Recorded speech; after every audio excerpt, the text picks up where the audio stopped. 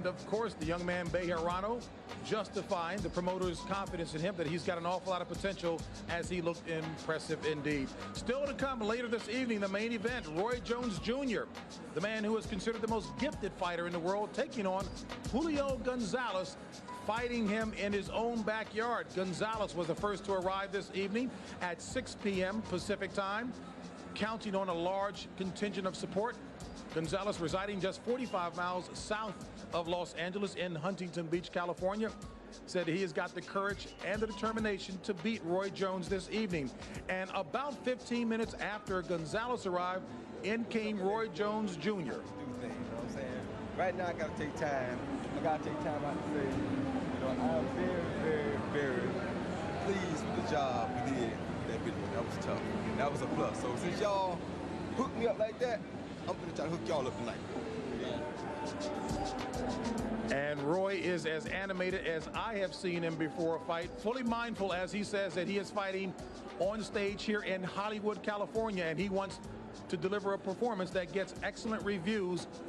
Fight fans are hoping that he will justify that with an excellent performance tonight against Julio Gonzalez in the main event to come somewhere between 7:45 p.m. and 8:15 p.m. Pacific time here in Los Angeles. Other fights still to come on the undercard tonight. It'll be Andrew Six Heads Lewis taking on Ricardo Mayorga, and Eric Morales looking to be impressive against Injin Chi from Korea. And of course, the main event later tonight, it'll be Jones against Gonzalez, as we welcome you back upstairs to our host position and Emmanuel Stewart. And Emmanuel, looking for a way to take out Roy Jones. We've talked about how excited he appears to be before this fight tonight. What is Gonzalez going to have to do to be effective against Roy Jones? I think Gonzalez has to fight his normal Gonzalez fight, which is to be aggressive, not to be technical, because Roy is not going to be by anyone being technical. I think by putting pressure on Roy, trying to force Roy into a tough fight, because Roy's been very fortunate. He's the only big fighter that I know of that has never been in a slugfest type fight yet. That's to credit him for his skills and talent. But I think that Gonzalez is the perfect guy to make the best come out of Roy Jones. And I think Roy's going to have to fight a little bit tonight. I'll knock him out earlier. Well, you said the perfect guy to fight Roy Jones. What will he bring to the table? I mean, let's be honest, he is not the same caliber of fighter as Roy Jones, but you think he's got a lot of other attributes that will serve him well? I think the fact that Gonzalez, first of all, really believes that he can beat Roy Jones is a big factor, where a lot of the other guys who fought Roy, just to say that they fought Roy, but didn't really believe that he could beat him. Also, the fact that he's fighting in his hometown, so to say. And there's a real strong crowd against Roy. And all of those other factors, that he's physically big, and Roy's very conscious of the fact that he is a big light heavyweight, but Roy is nothing but still a super middleweight by his own admission. And I think Gonzalez's style of being a typical strong Mexican fighter, he doesn't fight as if he's 6'2". He fights as if he's about 5'10". He likes to get inside, use those beautiful left hooks to the body, left hooks to the chin, Mexican style.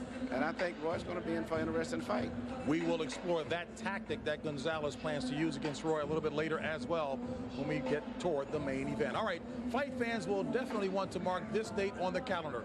September 15th is TVKO's next pay-per-view event, and it'll be the long-awaited middleweight unification bout between Felix Trinidad and Bernard Hopkins. It's not enough to be the two best middleweights on earth. It's not enough to be undefeated like Felix Tito Trinidad. It's not enough to hold two middleweight belts, one with 13 successful defenses like Bernard the Executioner Hopkins. Because when these two champions enter the ring, what's at stake is pride, country, and the first undisputed middleweight crown in 14 years.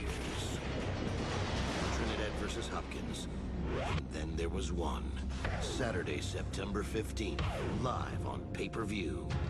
Don't miss the grand finale of this historic Middleweight World Championship Series. Contact your pay-per-view provider to order.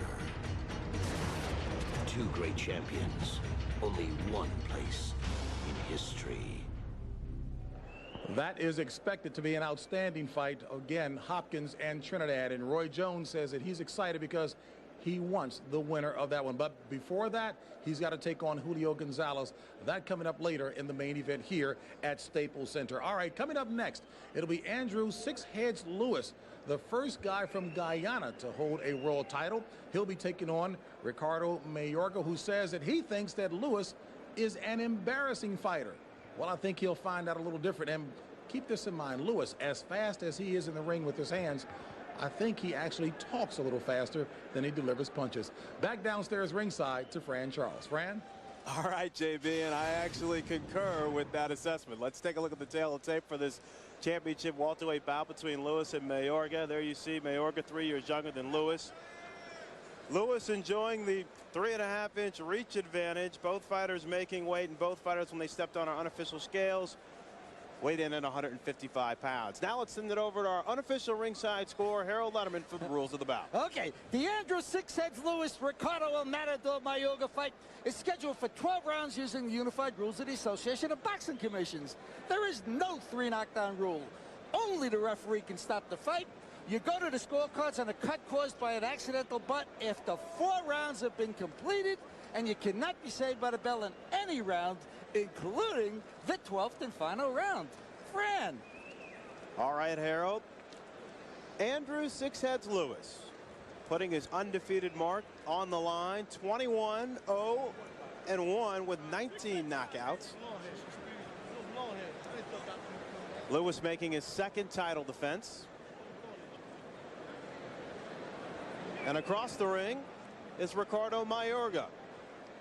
Nicaraguan born, but he trains out of Costa Rica. 22-3-1 with 20 knockouts in his first title fight. And now let's send it up to Michael Buffer for the official pre-fight introductions.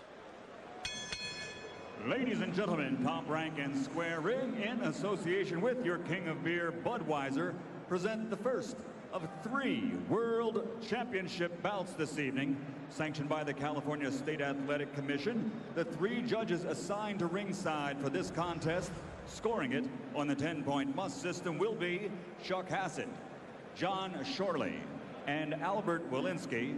And when the bell rings, working in a world title bout for the 150th time, World Boxing Hall of Famer Marty Dankin. And now, ladies and gentlemen, from Staples Center, Los Angeles, 12 rounds of boxing for the WBA Welterweight Championship of the World. Introducing first, fighting out of the blue corner, wearing black trimmed with silver and weighing in at 146 3/4 pounds. His professional record, 22 victories, including 20 knockouts, with only 3 losses and 1 draw. Ladies and gentlemen, from San Jose, Costa Rica, here is the WBA #1 ranked challenger in the world, Ricardo El Matador Mayorga.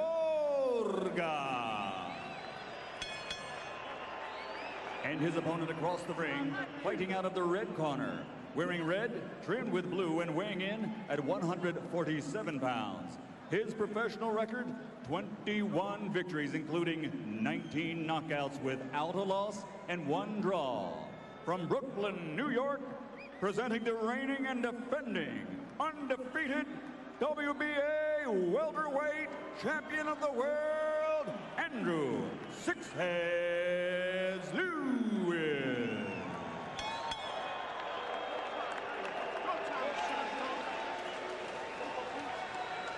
Everyone out but one. Everyone out but one.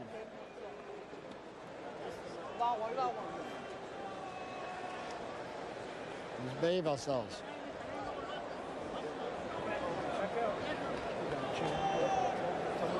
But the truck's got a little bit money? No, it's all right. It's going to be here to here. Okay. Fine, I know what's going on. That's it. So this is a showdown between the fastest mouth in the West, Six Heads Lewis, who can give an hour interview in about 30 seconds, and the biggest mouth in the West, Ricardo Mayorga, who insists that he will knock out the champion within 3 rounds. About the cockiest underdog you've heard of in a long, long time. We all enjoyed meeting with the both of these fighters yesterday afternoon. Very entertaining.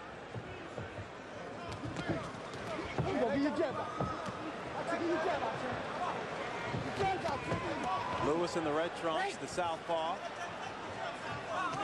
Mayorga, the conventional fighter. And one thing about Ricardo Mayorga, he loves to mix it up.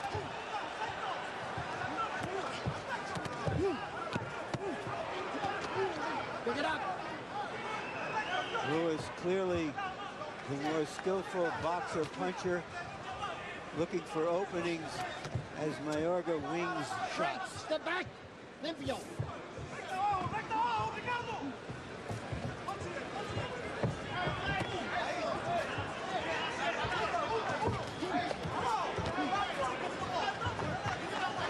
Six heads Lewis making good use of his straight left hand, trying to neutralize somewhat wild Mayorga.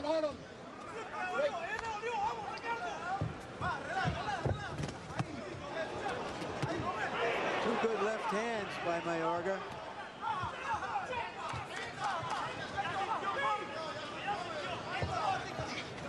George, Mayorga promised us a knockout within the first 3 rounds. It is early, but do you like what you see?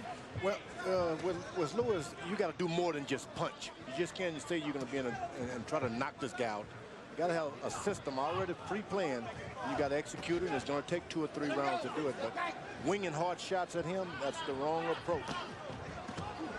He'll take it and give you something back. When he won the title from James Page, he won it from exactly that kind of a fighter, a big puncher.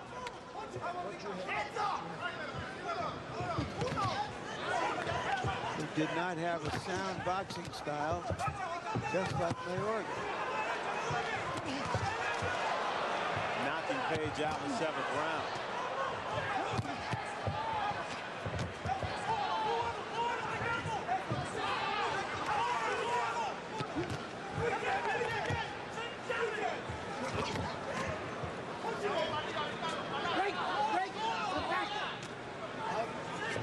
Andrew Six Heads Lewis has one of the best nicknames in the sport. When he first started fighting, he was 7 years old. He was in the ring, knocked down an opponent, and the opponent told the referee, "I can no longer go on. I see 6 heads in front of me."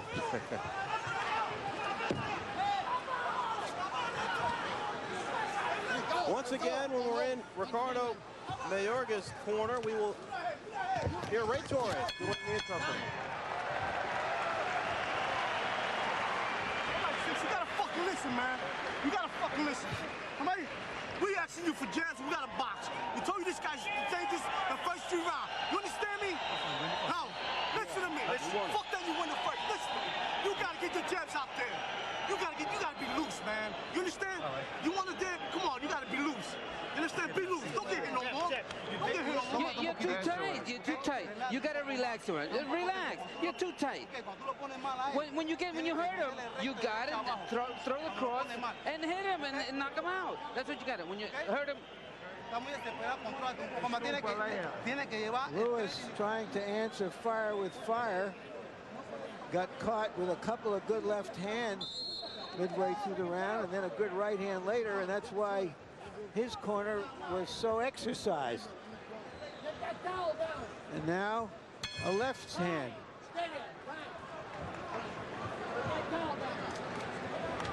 Mayorga, on the other hand, seemed to expend an awful lot of energy throwing all those big punches, George. Yeah, he's got those long heads. They have a good headbutt that time. I'm telling you, that hurt. And there's blood coming from the left eye, I believe, of Six Heads. And it may be bad. Yeah, headbutt. Butt. It's a butt. Butt.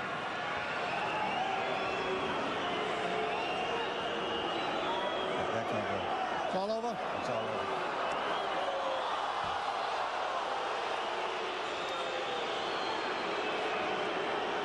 Oh, shit, on both sides. An unintentional butt ends this fight with no decision. The doctor took one look as Marty Denkin, the referee, brought 6 Heads Lewis over to the corner. Come on. Took one look and quickly assessed Accidental headbutt. that this fight could not continue. Let's bring in Harold Letterman. Harold, give us the official ruling on the fight. Okay, Fred, it didn't go 4 complete rounds. So the fight is stopped by an accidental headbutt. It's called a no contest. Now, when you look at the big picture, in truth, it's a victory for the champion, Andrew 6 Heads Lewis, because you don't have to fight this guy again. I mean, that's what it comes to. So Andrew 6 Heads Lewis retains the title on a no contest, and that's it. It's got to go 4 full rounds before they go to the scorecards. See if we can catch that collision right here. Bang. And that is a nasty gash that's going to keep a cosmetic surgeon busy for a few minutes. And keep 6 Heads Lewis out of action for a few months.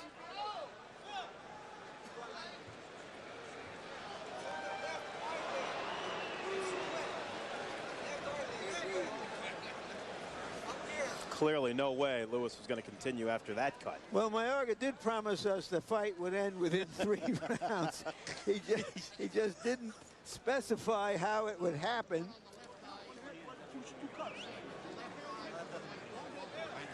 He's got some of the biggest hands I have ever seen on a smallish prize fighter. He's got knuckles that look like mountain peaks, and he can hit because 6 Heads Lewis can take it. All right, now let's send it up to Michael Buffer for the official particulars. Ladies and gentlemen, following an accidental headbutt 7 seconds into round number 2, referee Marty Denkin has to call a halt to the bout because of severe injury suffered by the champion. This was an accidental headbutt according to the rules of both the state of California and the World Boxing Association. The bout is stopped and ruled a no contest.